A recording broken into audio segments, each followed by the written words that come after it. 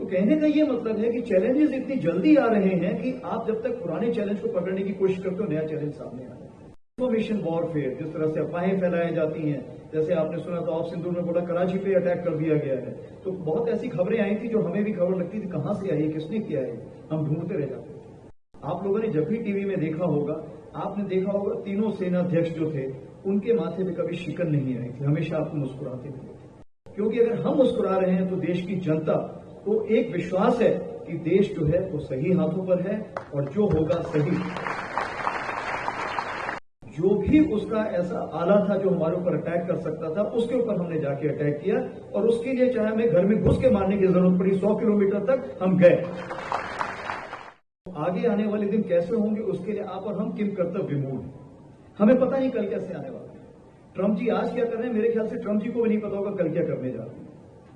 तो कहने का ये मतलब है कि चैलेंजेस इतनी जल्दी आ रहे हैं कि आप जब तक पुराने चैलेंज को पकड़ने की कोशिश करते हो, नया चैलेंज सामने आ रहा है। और वही सुरक्षा चुनौतियां जो हैं हमारी सेना के सामने, चाहे वो सीमा पर हो, चाहे आतंकवाद हो, चाहे प्राकृतिक आपदा हो, या साइबर वॉरफेयर जो नया शुरू हुआ है, स्पेस वॉरफेयर, सैटेलाइट्स वगैरह जो नई चीजें शुरू हुई हैं, केमिकल, बायोलॉजिकल, रेडियोलॉजिकल जो नया शुरू हुआ है, और जो इंफॉर्मेशन वॉरफेयर, जिस तरह से अफवाहें फैलाई जाती हैं, जैसे आपने सुना था ऑफ सिंदूर में बोला कराची पे अटैक कर दिया गया है, तो बहुत ऐसी खबरें आई थी जो हमें भी खबर लगती थी कहां से आई है, किसने किया है, हम ढूंढते रह जाते थे।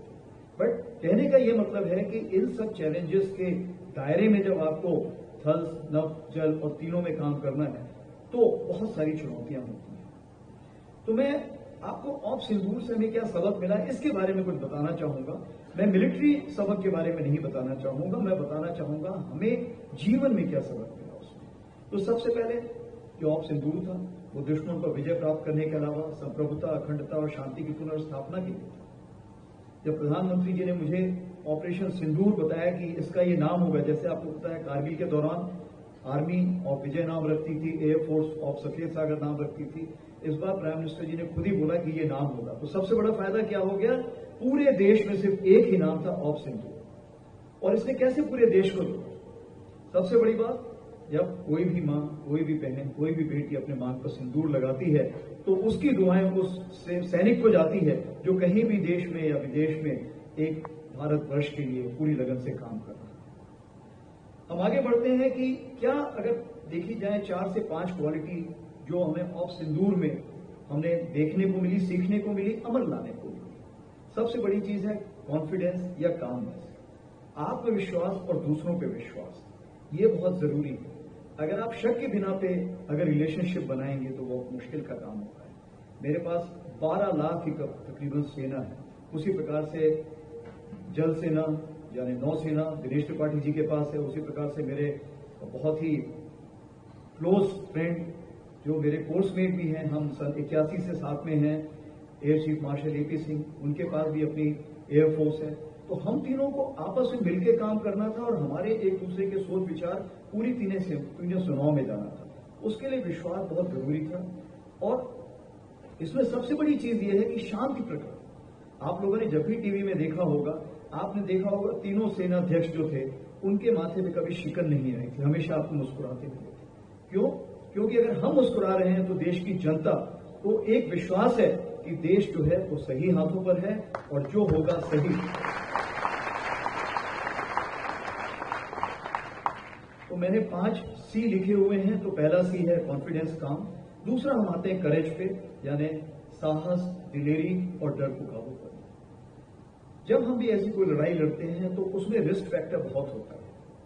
जब भी आप अटैक करते हैं या आपके ऊपर जब कोई किसी प्रकार की गोलाबारी आती है, आपको पता नहीं कि क्या होने वाला है, तो एक रिस्क होती है, पता नहीं आप कितने जवान खोएंगे, क्या कार्रवाई करेंगे, कितने सिविलियन साथ हैं। लेकिन ये रिस्क के बावजूद भी जो इस बार हमने कार्रवाई की उसमें हमने ये यकीन किया कि जो भी उसका ऐसा आला था जो हमारे ऊपर अटैक कर सकता था, उसके ऊपर हमने जाके अटैक किया और उसके लिए चाहे हमें घर में घुस के मारने की जरूरत पड़ी, 100 किलोमीटर तक हम गए।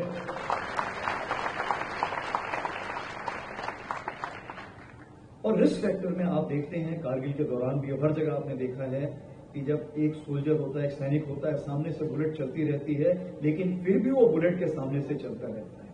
क्यों? कि मातृभूमि की तरफ जो उसका प्रेम है, अपने साथियों की तरफ जो प्रेम है, वो बहुत ही अटूट है।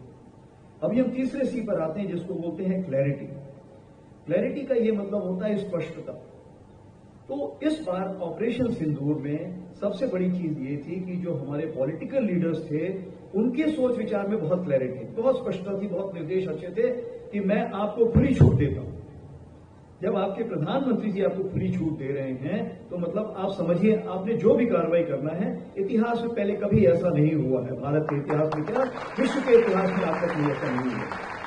जिस तरह से प्रधानमंत्री जी ने हमें खुली छूट दी और हमें बोला जो भी आपको उचित लगे, लेकिन टेररिस्ट को खत्म करना है, टेररिस्ट के आगा को खत्म करना है, और जो भी टेररिज्म को सपोर्ट करना है उसको एक सबक सिखाना है।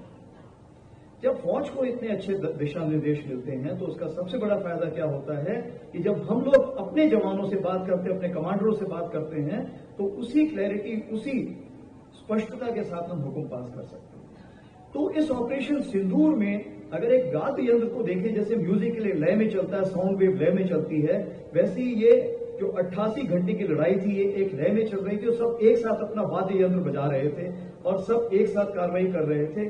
इसीलिए हमें सफलता के पायदान पर चढ़ने का मौका मिला। वीके न्यूज, राष्ट्र के नाम।